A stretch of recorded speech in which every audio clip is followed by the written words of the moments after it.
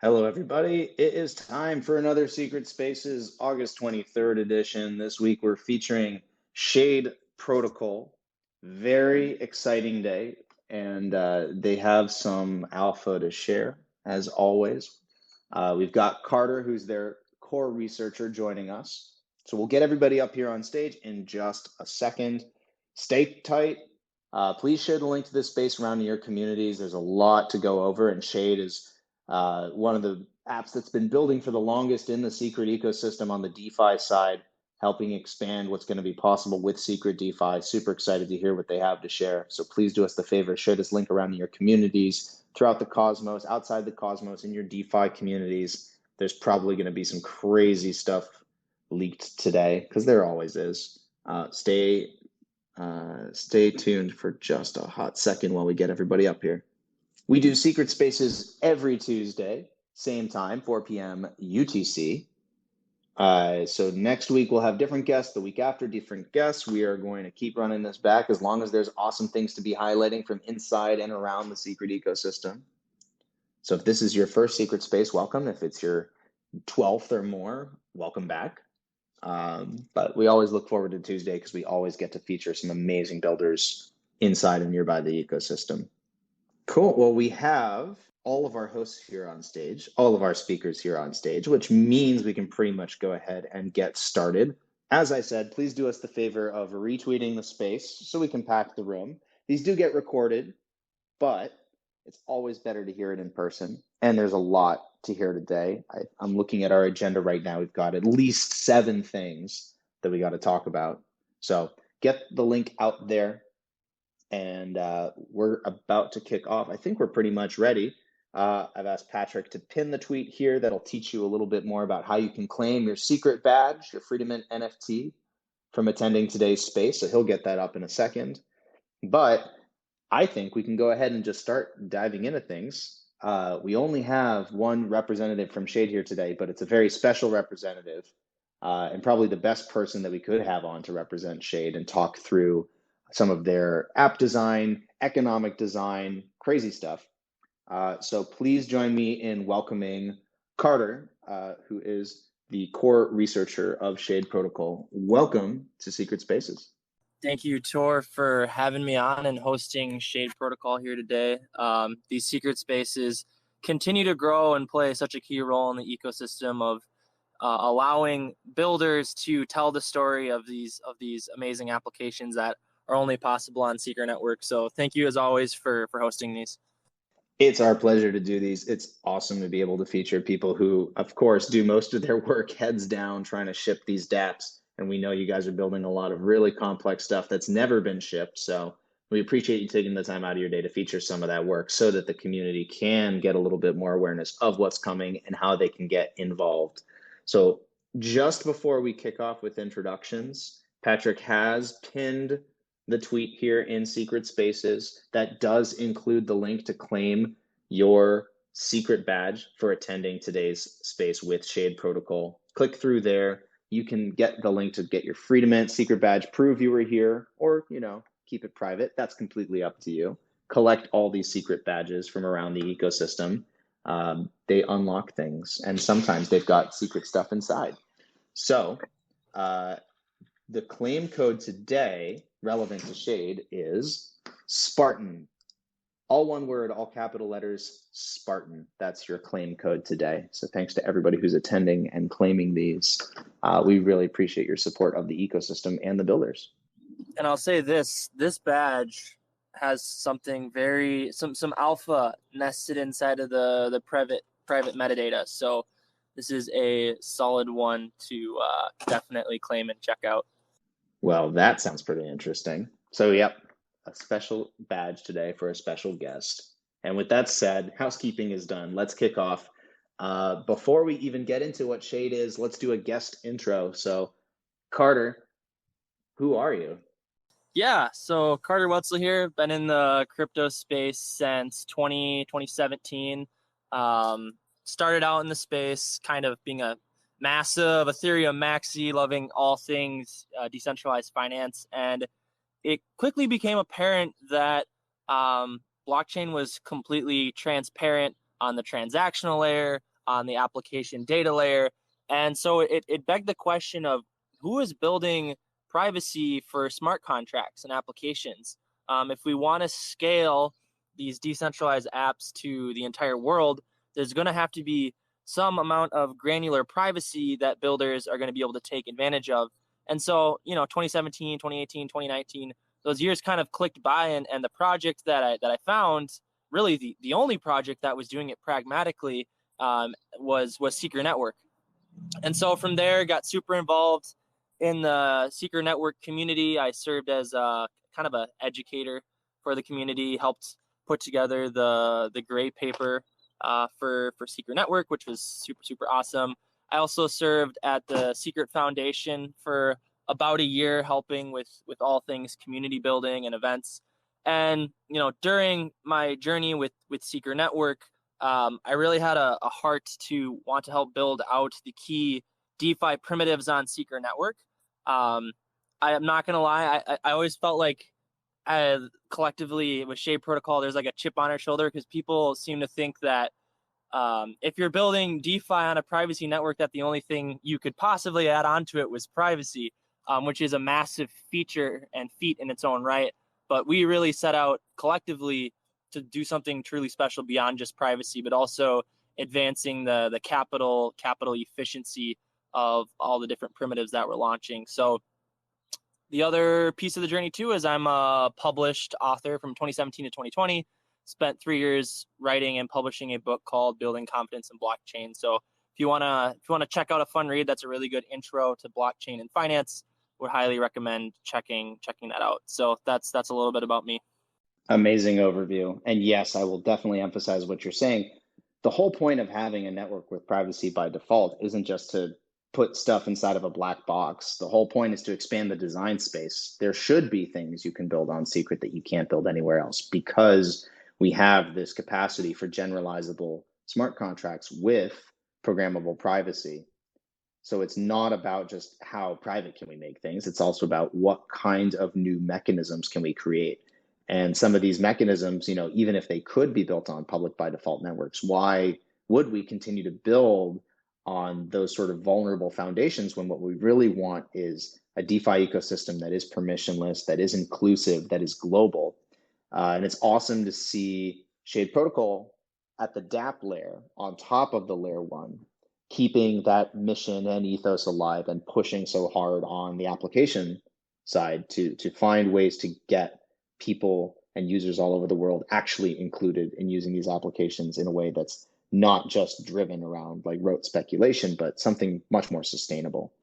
So let's get into that then, in your own words, not mine. I can speak certainly at length about Secret, but there's nobody better in the world to be speaking at length about Shade. So while we have you, Carter, let's kick off with that. What do you feel then is the main importance or the main differentiator of Shade Protocol? And you might want to explain the full breadth of Shade here, because people may not understand exactly how broad your vision actually is.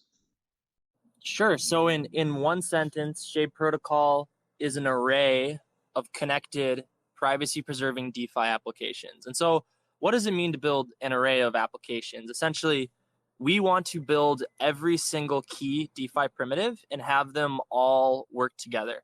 So what does this mean? It means we want to launch a decentralized exchange. It means we want to launch a stable coin, a lending platform, derivatives, all of the key financial primitives that we've come to know and love in DeFi. We want to connect all of them and have them on this privacy-preserving network that is Secret Network. And by having this multi-primitive vision from day one, this unlocks a couple of key things. The first piece is the user experience. Eventually, users are going to be able to come to shadeprotocol.io and go to the swap page, the lending product, derivatives, bonds, staking, governance. All of your DeFi activity will all be, located in a single location. You won't have to, go to 7-8 different websites to pull off, your combination of activities. Instead, it's all going to be in one seamless location, all privacy preserving, protecting your user experience.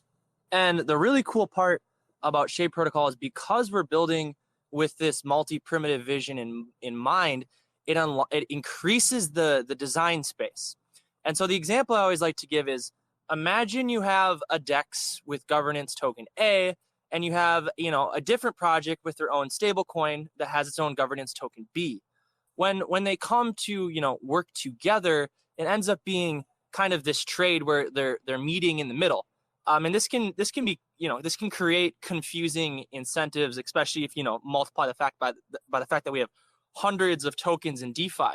And one of the things we noticed very early on is it seems like a lot of these DeFi primitives are built in order to drive value to a token, as opposed to optimizing for the user experience and having value accrual be at the end of it.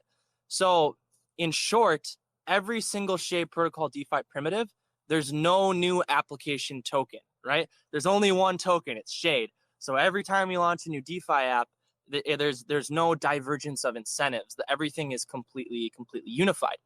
And because these smart contracts all fall under these unified incentives, these smart contracts can have permissioned access to each other to allow super unique behavior. A good example of this is something, we have a Shade Protocol arbitrage bot that is tied to the decentralized exchange known as ShadeSwap. And because of this unique relationship, we can essentially drive value and build a better pricing system because these two primitives are working together. And that's just a single example. So long and short, why is Shade Protocol super unique? It's privacy preserving. It's this long-term multi-primitive narrative, and it's going to be featuring best-in-class user experience. So, well, that's an incredible overview. And again, like it's incredible to see the foresight and the thought that's kind of gone into the design of this suite of applications that are interconnected and providing this kind of universal value. So let's talk then a little bit more about the decision to build specifically on Secret and how that's going to inform the roadmap for Shade. Now, obviously, Secret is not a vacuum. We're interconnected with a lot of different ecosystems, especially in the Cosmos, but scaling well beyond that. We recently announced our partnership with Axelar. We have a big vision for how we can be the privacy hub at layer 1 for the entirety of Web3. So why do you think then that this forms a strong foundation for the future of decentralized finance and how that's going to impact Shade and its own roadmap and adoption? 100%. So when I think about Shade Protocol's decision to build on Secret Network, it really comes down to three key pieces. The first piece is ethos. The second piece is utility, and the third piece is adoption. Although 2 and 3 are tied very, very close together. So let's start with the first one, which is ethos. I'm of the opinion that privacy is a human right, and that privacy should be the expectation by default for whatever app that we build.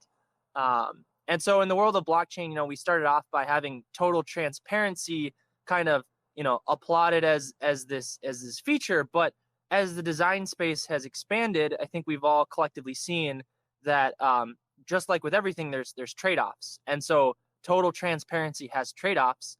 And that's why I believe we need to have the granularity of having that privacy. And I think it's an important part of society and what privacy can unlock. And no one is more eloquent about the value of privacy than you yourself, Tor. So maybe at the end of these 3 points, I would love for you to also jump in and talk about, the ethos side of things, because I think you're probably the most eloquent speaker I've ever heard on that front. Oh boy, no pressure. The second and third piece, which is utility and adoption, really go hand in hand. Specifically, one of the flagship products of Shade Protocol is Silk. It's a stable coin. And in order to truly bridge back to Web 2 in our everyday lives, we need a degree of privacy. The example I like to give is if you went up to a hot dog stand, with Bitcoin and purchased a hot dog right there and then with Bitcoin, right? The cashier, if they're savvy enough, would be able to know your entire Bitcoin balance and every transaction you've made since the beginning of time with that wallet. In many ways, a lack of privacy in Web 3 is even worse than a lack of privacy in Web 2, because in Web 3, everything's immutable, right? So just from that simple standpoint of how do we bridge back to commerce in a pragmatic way, you have to have privacy. And Silk as a stable coin has this vision for being used in commerce. It's a huge part of creating a sustainable economy and creating sustainable demand. So I think a lot of stable coins to date are going to struggle with this problem over time because they chose to build on a totally transparent tech stack instead of building on something like Secret Network. And the really special part about Secret Network too is there's this auditable privacy. Users have viewing keys. They can decrypt their own encrypted transactions. They can hand off a viewing key to an auditor if need be. And so Secret Network strikes this beautiful balance where ultimately users have the sovereignty and control over their own data and how they want to interact with, regulators. And yeah, I think Silk will be super well positioned because of that. And that's ultimately that privacy piece, that sovereignty piece is so important to long-term adoption. And the second bullet point is utility. There's minor extractable value on totally transparent blockchains. There's really no limits to how bad it can get. There's actually Laura Shin had a podcast recently focused purely on the long-term dystopia of what MEV can look like. And it's crazy seeing everyone trying to over-engineer solutions to try to solve for it, when instead you simply could just have a private by default blockchain like Secret Network, where MEV is just not, it's essentially a non-factor. Privacy makes the entire, the majority of interactions completely equitable. So I guess that would be one thing I'd say also informed our decision to be on Secret Network. Privacy is equitable when it pertains to financial transactions. There's not a, when you have total transparency, there's an asymmetry of what certain actors are capable of acting on. As in when you go and make a trade, you're fighting against, hundreds of bots that are all parsing through the transparent blockchain and finding ways to take advantage of you. And you're just a normal user, right? But if you move that transaction to a private chain, everything's flattened, right? No one has an asymmetry of information that they can act upon. It's just perfectly neutral. And so that's 1, 2, and 3. And I would just advise everyone, be on the lookout for all these complicated over-engineered explanations for how to solve for MEV, when the real answer is just to have privacy by default. I like when you keep saying MEV, like it's somebody's name. MEV. I always say MEV, but MEV is so short and sweet. No, you got it nailed. I mean, I don't have terribly much to add to what you've already said, except to just sort of emphasize the idea around, again, privacy as a means by which we achieve other goals, that we achieve other core principles, like you said, fairness and decentralization and all of these things. And the privacy by default foundation is how you achieve these sorts of things. The only thing I would also say is that privacy by default is also critical if you're looking to keep composability.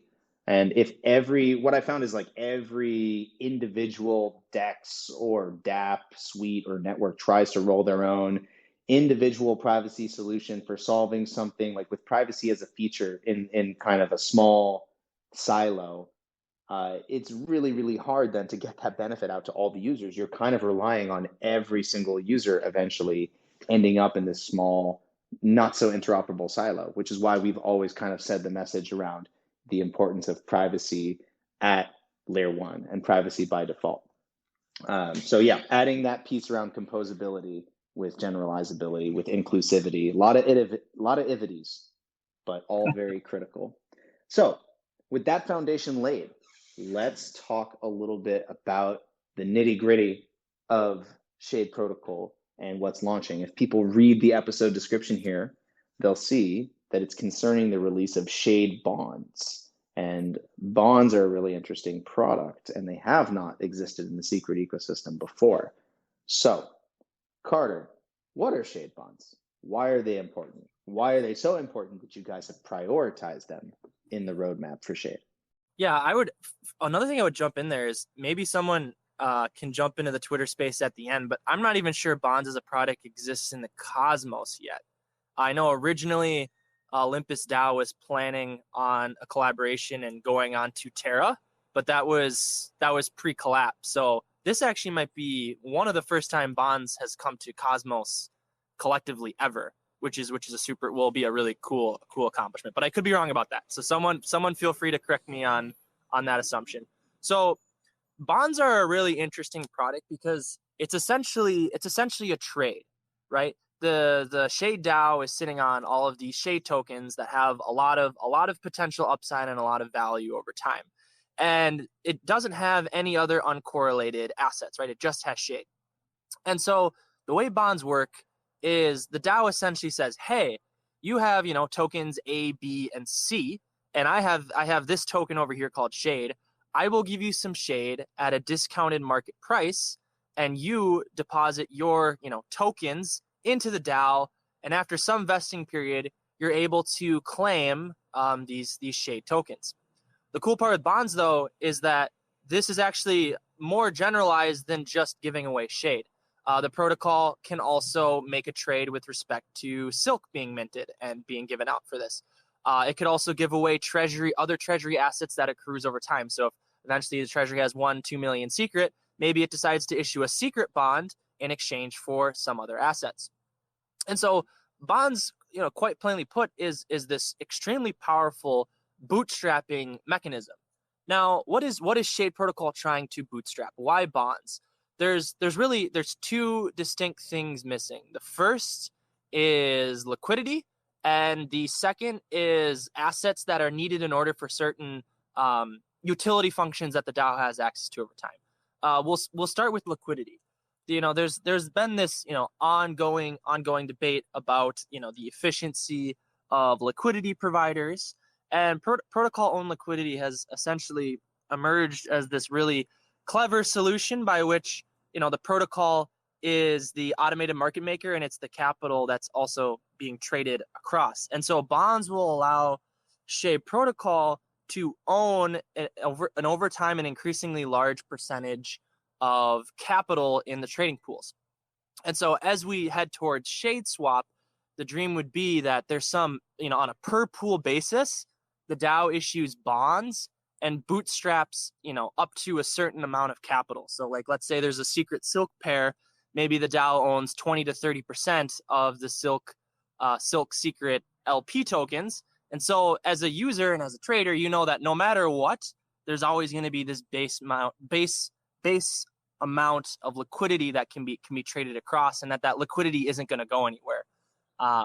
The super optimal end state, which there's technically long-going capital efficiency discussions on the Shade forums on this front, but the vision I personally have in my head would be if the protocol owned the majority of the liquidity on the DEX, because at that point it would no longer have to emit rewards to attract capital to provide the service. The DAO would essentially be performing 100% of the liquidity providing service for traders. But that's a very esoteric end vision that will literally take 5 to 10 years to even begin to realize that type of long-term vision. But the tools are in place to begin to bootstrap and head towards that.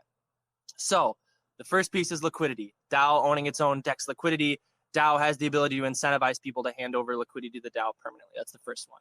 The second one is utility. So the best example I have here is Shade Protocol has its own essentially arbitrage bot that's tied directly into the DEX. Extremely powerful tool, but it needs a certain amount of base capital to be able to arb between Shade Swap and other secret network DEXs like Sienna or potentially multi-chain like Osmosis.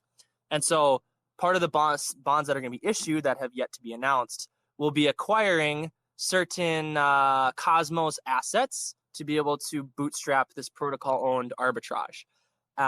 And this starts to be really cool, right? Because then we have protocol-owned arbitrage acting across protocol-owned liquidity, and you can start to see where it starts to be like we're owning the whole vertical tech stack of DeFi primitives, and it all starts with bonds grabbing that capital to create that efficiency. So as a user, this is a super cool opportunity to acquire Shade at a discount and also contribute to bootstrapping the DAO, because when you receive Shade tokens and you hand over capital to the DAO, you just receive the token that governs the very capital that you just gave to the DAO, right? So that's also kind of an interesting incentive paradigm. And within this kind of e-liquid world of Shade right now, because LP incentives haven't really kicked off for anything, which has been intentional, in terms of slippage, this bonds opportunity will be by far the best way to acquire Shade. The only other better way at this point will have been if you qualified for the airdrop way back in 2021. So that's the brief summary of bonds. Amazing. What a great overview. And since we're halfway, we're nailing this, right? We're right 30 minutes in. This is also usually when we restate those secret badge details. So a good break before we go into a couple other questions that I've got for you. Going to restate the secret badge details. Go check the pinned tweet in this space. It does have some details about how you can claim your Freedom Mint secret badge for attending today's space. You just need the claim code. If you don't have the claim code, you can't claim the badge. But the claim code is Spartan. All one word, all capital. Spartan is your claim code. You can claim the badge. And Carter, can you remind people why they should claim this badge? You should claim the badge because there's an image encrypted in the metadata of the badge that you only get to see if you claim the badge. That has an image that holds some very, very distinct alpha about Shadeswap that hasn't been publicly revealed yet. It's somewhat ambiguous, but for those of you who are careful, that you should be able to connect the dots. So should be a fun one to claim. Highly recommend. Go check out Stash. Interesting. All right. Well, if you like alpha, then this might be the space for you. One other thing before we move on to the next question, because this was a thought I had today, and this isn't a promise, but it's an interesting idea that one day bonds could be generalizable, where any project would be able to use Shade bonds to also issue their own bonds using their token. It's something that I've been thinking about. How easy would it be to generalize bonds to everyone? And it could be, if we ended up doing that right, Shade Protocol could benefit from receiving a revenue stream from people issuing bonds, and then those projects benefit because they're able to bootstrap themselves in really unique ways using this powerful tool. So just food for a thought on the fly. I was thinking about today to think about how bonds could go beyond just Shade Protocol, but perhaps to the entire cosmos one day. Sweet. Well, a good addition then. Yeah. All right. Well, let's quickly move on to we got at least 3 more questions here that I wanted to get to. So why was the airdrop multi-stepped then? If people have been following the Shade airdrop, you've seen that it's not all getting released at once. A lot of it is tied up with some of the product launches that they're doing. But I think, Carter, you can probably best explain, like, why is this the approach that you guys took, and why do you see it as kind of connected with Shade's long-term sustainability? Yeah, it's a really good question. I know when the second airdrop was released, started to see some comments of like, oh, like only 10% of the airdrop, like this is slow, this is painful, like I don't understand like the strategy behind this. And I think those complaints are fair within the context of a lot of the 2021 airdrops where it's kind of like all at once. But back in 2021, we really like sat down and thought about like what is the purpose of an airdrop, and ultimately it's twofold. It's a user acquisition strategy and it's a decentralization strategy, right? Let's start with decentralization. That's the easy one. Tokens get emitted to a large subset of actors. The more people and the more set of entities that hold Shade, the more decentralized the system generally becomes. Obviously, this is token amount. There's more to the story than just number of entities. It's about distribution of the tokens themselves within that set of entities. But as a whole, airdrops decentralize the protocol, which is it's a part of the ethos and it's part of the security of the entire system. The second piece is user acquisition, and this is where we put a significant more thought into it. If you have a multi-product rollout, let's say 5 or 6 products, and let's say since Shade Protocol airdrop to Atom stakers, secret stakers, and Terra stakers, what's going to bring when you first come, you claim your airdrop. There's not too many products there. What's going to make you come back to the project in an extremely compelling way to see all the progress that's been made on the products? The traditional answer, if you don't have a multi-step airdrop, is, well, they hear about the products and they come check it out, and maybe they use it, right? And that's an option, right? Like that works, but we kind of felt like the strongest incentive for people to come rechecking in with the project is the airdrop itself. User comes back, you use the bonds product, you use Shadeswap, you use Silk, and you unlock the next portion of your airdrop. And the hope here is that all of those airdrop folks from way back in 2021, when they come check it again in 2022, they're going to say to themselves, holy smokes, look at all of this progress. This UI UX is beautiful. We have all these different financial primitives all seamlessly working together. This is super, super impressive. And the reason they came and checked it out is because that super strong incentive there. And the interesting part too is this really rewards the people that actually use the products, the people that actually tangibly go and interact with the different smart contracts. So it means that the net community of holders are people that value and enjoy Shade Protocol's products, and that's ultimately where the airdrop should be put into. It's the people actually using the protocol, interacting with the protocol.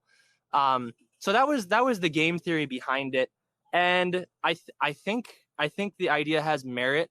I understand that there's probably trade-offs to that because there's trade-offs to any sort of distribution strategy, but because we're so focused on product and the number of products being rolled out, I think in the long run we'll look back and say it was a very strong marketing initiative where we re-educated users on the protocol every time they came back, and we gave them a really good reason to come back and celebrate the progress that's being made. No, and that makes total sense, right? Again, like the whole point about building these kinds of protocols is long-term sustainability. And yes, impatience is hard, and I suffer it from it as well. And everything in crypto is a million miles a minute, but there's something to be said about taking the long view for these kinds of products and protocols. Absolutely, we have in general with Secret at layer one. Good to see dApps kind of taking the same approach in the ecosystem as well. But that doesn't mean that there aren't incentives beyond the airdrop for people to be getting more involved in the Shade ecosystem. So I have a note in here that we're supposed to talk about an LP campaign. Ooh. Can you tell me what that's all about? Absolutely. So the goal of the LP campaign is twofold. One, it's to introduce people to the stake secret staking derivative built by Shade Protocol. It's one of the primitives already launched. It's the second largest TVL contract on Secret Network. I believe it has the second highest TVL of any LP pool on Secret Network as well. So super successful product. And essentially the way the LP campaign works is you can go to Sienna, which is a privacy preserving DEX on Secret Network, and create the staked secret Shade LP token. And once you've made this LP token, starting on the 29th, I believe is going to be the finalized date, you'll be able to start earning Shade LP rewards. It's going to be pretty fun to see that liquidity get built out.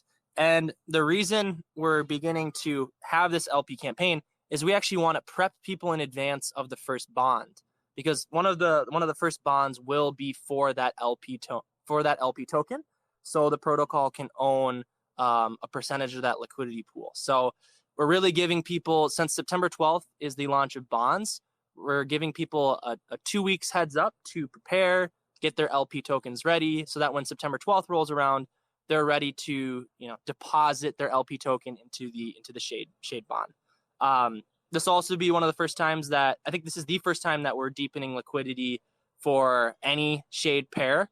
So this will also make user acquisition for Shade easier in the next month, which lines up well with people circling back and checking out the protocol. All right, so I hope people internalized all that, because there's clearly a bunch of different ways that people are going to be able to get involved. I also have a couple other notes in here if you're looking at the same agenda that I am, if you want to talk a little bit more about Silk specifically. That's the first thing I think people think about when they think about Shade, or had been thinking about first when they thought about Shade. I think it's useful to sort of restate for people what's going on with Silk, how it relates to the bonds product and the longer term roadmap for Shade in general. Sure. So Silk is the privacy preserving stablecoin pegged to a basket of global currencies and commodities. It's going to be the first ever native stablecoin to Secret Network, and it's going to be one of the first stablecoins to come to the Cosmos since the collapse of UST. So we're super excited to bring Silk to market. And so the Silk bond is essentially a fascinating opportunity that we're going to be creating. The idea goes like this. User, once again, comes in and deposits some sort of stable coin into the Shade bond opportunity. And after a certain number of vesting days, the user will be able to acquire Silk. And Silk bonds are super interesting because it's a much more stable form of APR compared to a Shade bond, because Shade tokens are volatile. So during the vesting period, while you're waiting to claim your Shade, there's a chance that your bond could become significantly more profitable, or there's a chance where it could become not profitable at all, where it could actually be a loss. So a Silk bond, due to the stability of Silk as a stable coin, if the bond is offering, let's say, a 5, 6, or 7% yield for the user to experience a certain vesting length, it's essentially an almost guaranteed form of revenue at the end of it. Now, that's a very dangerous word, the word guaranteed in 2022. So we'll just say a very high probability, assuming the promise of stability holds for Silk, of course. So Silk bonds are going to be a way for the DAO to bootstrap itself with other stable coins in advance of ShadeSwap launching, so that when ShadeSwap goes live, there's going to be stablecoin liquidity ready to be deployed from the DAO directly onto the DEX to begin kicking off the trading experience for the Cosmos. So it's going to be definitely look forward to more details on Silk bonds, and that will also be the first chance for users to get their hands on Silk. So it'll be a historic moment for the protocol in late September. Amazing. Always good to hear about Silk.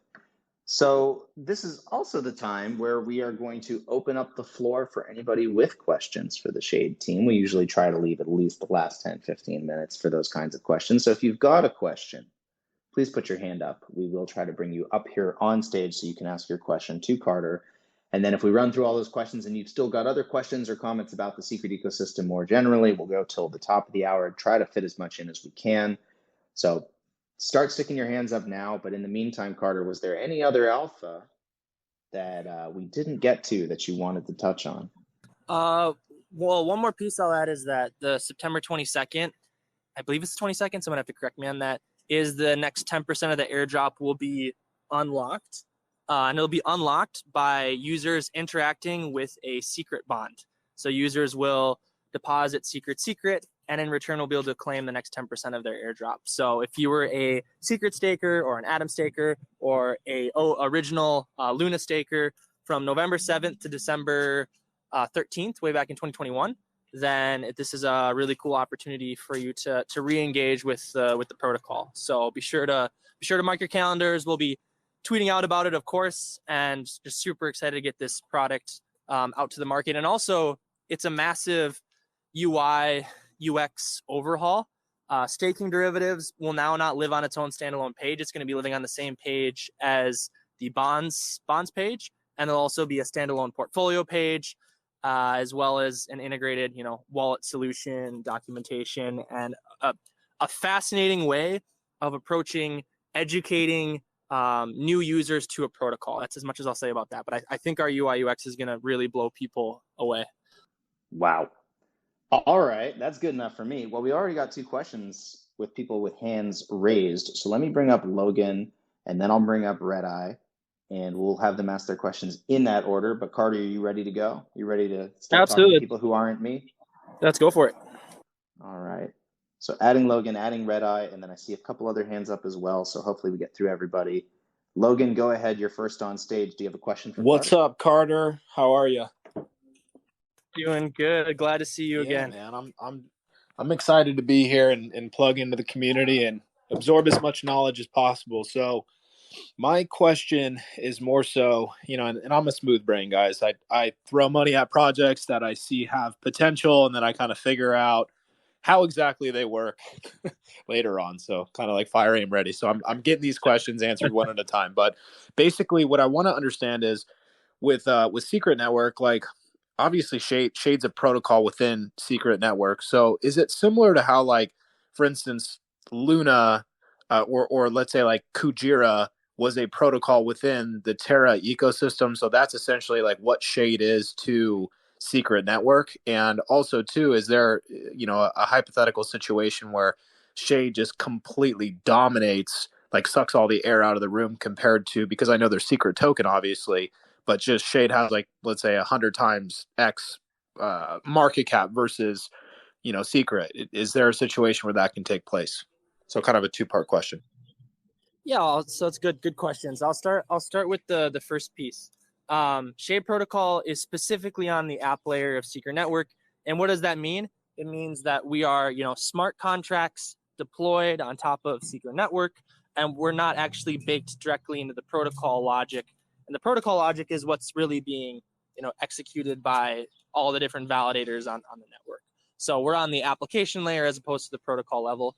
And yeah, Kujira would be a good, comparison, or a mirror protocol or a white whale for using the Terra analogy, where users are able to interact with these apps that are driving value back to a certain token based off of the service that they provide to users. And the real key differentiation, to go to your second question, is that interactions with Shade Protocol require Secret as gas, right? So if a user wants to, move Silk around, or if they want to trade or lend, they're always going to need Secret to be able to perform those interactions. And so this is really, really good for Secret Network, because the more usage that is driven to commerce on Shade Protocol, the more, demand that's going to be for Secret as gas. So it's a symbiotic relationship. I would say the only jarring component of that symbiotic relationship is the user experience, because there might be users that, they want to use Silk, they want to use Shade, but they don't really, it's confusing for there to be like a gas token involved. And so that's something that we're actually long-term solving for with relation to wallet experiences, gas vouchers. There's some long-term planning where what we care about is users can use Shade Protocol without having to know about the complexities of gas. And so no matter what, gas will have to be used on the back end, but preferably in an optimal end state, a year from now, 2 years from now, 3 years from now, users don't even necessarily have to know that component exists in because that does user make workflow. sense, because like with Secret, I said, when my buddy showed me how to buy Shade, it's like, okay, you go on KuCoin, you buy Secret, send it to Kepler, do a S Secret bond or whatever, and then swap S Secret into Shade. I'm like, just seems a little bit weird that I have to transfer into Secret originally. So is this something that you guys are working on, where you can directly list Shade on an exchange like KuCoin or some other type of exchange outside of that? Yeah, so in terms of what I'm aware of with centralized listings is there needs to be deep liquidity built on DEXs first. There's some specific wash trading risks and Silk stability risks if you sprint to listings too quickly. So those types of listing initiatives are definitely on the roadmap and should, in my opinion, definitely be achievable over the long haul. But when the Shade swap launches, I could transfer, hypothetically, like if I had USDT, could I just transfer that directly into Shade? Like what types of pairs will be available on Shade swap when it launches? Yeah, so we're targeting different stablecoin pairs with USDT, USDC, and whatever Cosmos stable merge. So the end user story would be you bridge from something like Binance to Secret Network, and then you're one or two clicks away from that transaction. So, but preferably we get it on centralized exchanges and we have it on DEXs. That would be the optimal end state. Got it. Appreciate the answers, man. 100%. Great questions. Amazing. Thank you, Logan. Let's move to Red Eye. Hey guys, thank you for giving me a moment to ask my questions. My question is regarding the Silk bonds. Carter, I'm curious when or what the estimated starting vesting length for the Silk bond will be, because, I mean, when you talk about this, my first thought is trying to extrapolate when will Silk be launched, when will I have actual access to the Silk that I'm acquiring through these Silk bonds. So if you have even a guess for what that starting vesting length for the Silk bond would be, that would be phenomenal. Boom! Asking the gigabrain questions. This is how you know you have a really freaking sharp community, when people ask questions like that. So right now, because essentially what Red Eye just asked is when is the actual real launch of Silk, and he's able to extrapolate that by me giving the vesting length for that Silk bond. So super sharp question. I'll say this. I think I can say this. Optimal end worlds is it somewhere between 30 to 90 days.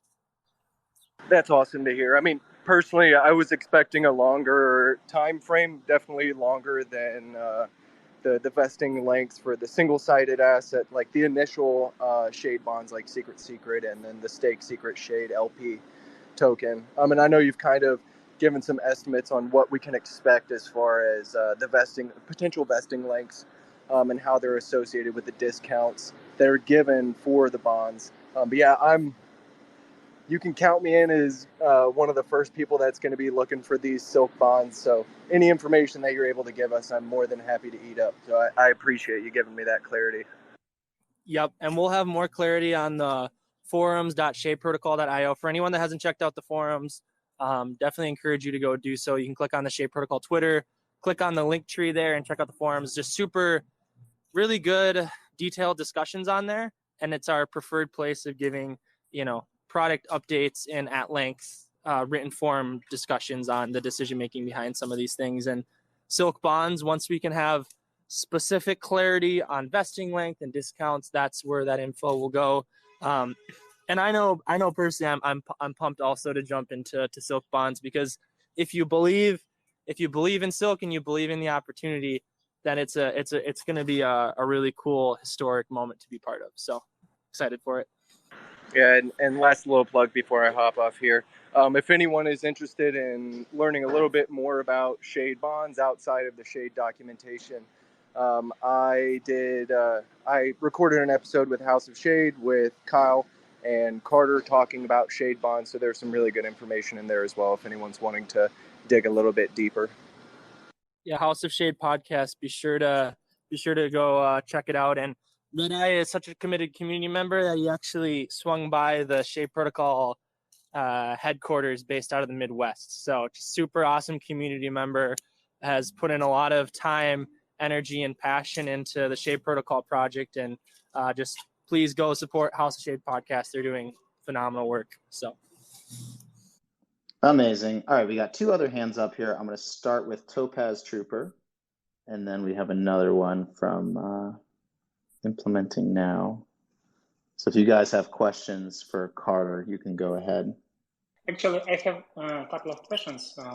First of all, I would like to ask about the staking. You told about Atom staking, Secret staking, and were there any snapshots already, or it will be taken in the future? The snapshots have already been taken in 2021. It was from November 7th of 2021 to December 13th of 2021. So it's definitely been a slow rollout. So if you weren't included in the snapshots, then your best way to acquire Shade will be through Sienna or Secret Swap, which are two dexes on Secret Network. And you can also look forward to acquiring Shade from Shade Swap later in the fall, as well as from Shade Bonds. So those are the best options there. So actually, it will be possible to swap and to get some Shade, right? Yes, okay. It's currently possible to do that, correct? Okay. Yep. Understood. Thanks. And the second one, actually, as I'm not English-speaking person, I have heard twice the secret word, but I couldn't understand exactly what the secret word is for the pump. Gotcha. So the code word for the badge is Spartan, and you can claim that badge by clicking on the Twitter Space pin and going to stash. Tor, maybe you want to add any additional light? Yeah, I'll make it really quick. If you want to claim the badge, it's a free to mint NFT, and secret NFTs are special. They can have private ownership, they can have private metadata. So when you're claiming the badge today for this secret space, we partnered with Shade Protocol to get that badge up. You claim the badge. Inside the private metadata is a special alpha leak looking forward at a product on Shade, but you don't get to see it until you claim the badge and you look inside of it. It's like you get a treasure chest and then you got to open it up. And it doesn't cost any gas to claim. It's all paid for you. And if you haven't been collecting secret badges for secret spaces or from dApps in the ecosystem, there's never a bad time to start, because sometimes projects do like to reward all the secret badge collectors. Okay, I see. Thank you. Thank you. Great question. Sweet. And we got time for one more. So Implementing Now, did you have a question for Carter as well? Yeah. regarding the stablecoin issue. I mean, I'm worried that wouldn't any government again we have more control over any of the stablecoins? Like I have seen USDC having restricting Tornado Cash, those all things. I'm just seeing whether this kind of stablecoin will also be restricted by government, or they will have more control over any stablecoin coming up. Gotcha. Yeah. So this is a really good question. I'm actually working on a long form write up about essentially the stablecoin dilemma, which is really tied to stability, decentralization, and depth of liquidity. And so there's it's a super nuanced conversation. It's all about what collateral should be trusted by decentralized stablecoins in 2022.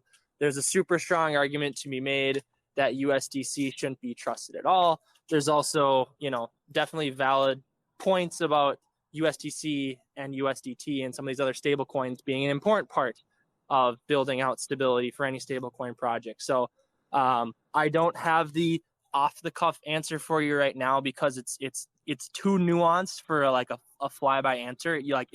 It's worthy of a 30-minute read in terms of my response on this, and also we want to get community feedback from everyone about the different stable coins and the different assets that will be part of ShadeSwap and the DAO itself. So long and short, great question. I don't have an immediate answer for you. Sorry about that, but be sure to check out the Shade Protocol forums because I'll have a long form answer coming about the stablecoin trilemma.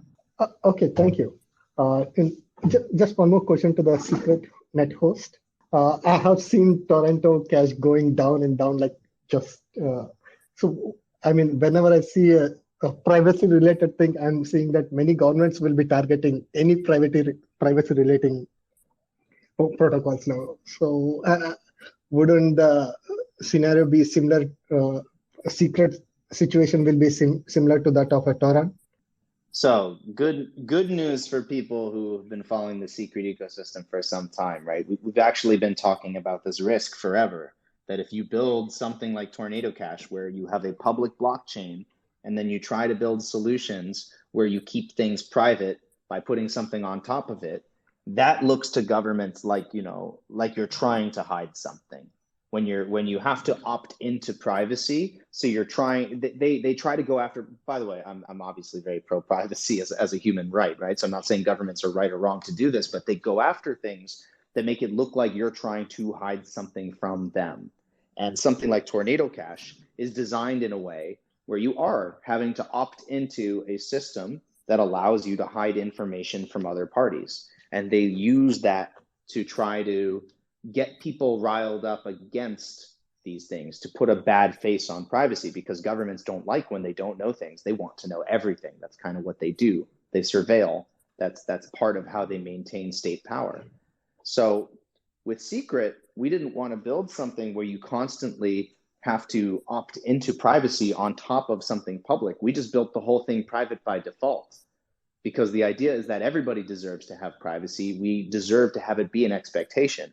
And then if you choose to reveal something, and we always give you that choice, you can choose to reveal it with whomever you want, for whatever reason, under whatever circumstance. That becomes a really powerful foundation for any kind of application. And it's a lot more sustainable and a lot more defensible than building something like Tornado Cash that's really just designed to help you hide something from certain people under certain circumstances. It doesn't mean you're wrong to use Tornado Cash. It just means we think that Secret Network is the way that you'll be able to build privacy preserving systems, but also have them be sustainable and become the sorts of things actually that governments like, because of the degree of programmability that it provides to developers and users, as opposed to something that they're trying to ban. Okay, great, thank you. So if you don't mind, Secret Net Host, I think you have repeated the code thrice, but I'm unable to understand it. Would you mind repeating the code again? One more time with the claim code. It is Spartan. I'll even spell it. SPARTAN is today's claim code. All capital letters. Yes. Well, thank you for attending the space. Anybody who's here, you definitely deserve, after an hour with Carter, You deserve your own secret badge, and you deserve all the alpha that you got leaked today. So thank you again, Carter, for joining us on today's Secret Spaces. Thank you for sharing all of these amazing insights about Shade and yourself. If people want to stay in touch, obviously they should follow you. They should follow Shade. What else should they do as a sign off here to make sure they're staying on top of everything Shade? Yeah, definitely. I would just say get involved in the community, the Discord, the Telegram. We want to engage with the community, and there's so many amazing contributors, and it's the vision of decentralization is impossible without an engaged community. So I'm just would invite you to come join and bring your energy and your ideas. The second thing I would say too is get involved with Secret Network. Join the Secret Agents program. If all of this, Shade Protocol stuff is new to you and there's a lot of complexity and you're trying to figure out what is this stuff all built on top of, I would go to scrt.network and join the Secret Agents and learn about Secret Network, learn about this amazing technology that we're built on top of. And I'll close with this. There's plenty of room in the Shade, and just looking forward to getting products out to the community. It's gonna be a fun fall and winter for all things Shade Protocol. You heard it here. There's plenty of room in the Shade. Thank you, Carter, again. Thank you, everyone, for your questions. Thanks for listening to us for this last hour. These do get recorded. Make sure you keep an eye on the Secret YouTube for when we get this uploaded. But in the meantime, look forward to next week's Secret Spaces every Tuesday, 4 p.m. UTC. We'll have more information on that soon. But everybody have a great week. Stay secret, stay safe, and we'll catch you on the next Secret Spaces or around the Discord. Oh, and stay tuned for more news this week on Thursday. Keep an eye out as we've got some fun community stuff launching, but that's a secret. See you soon.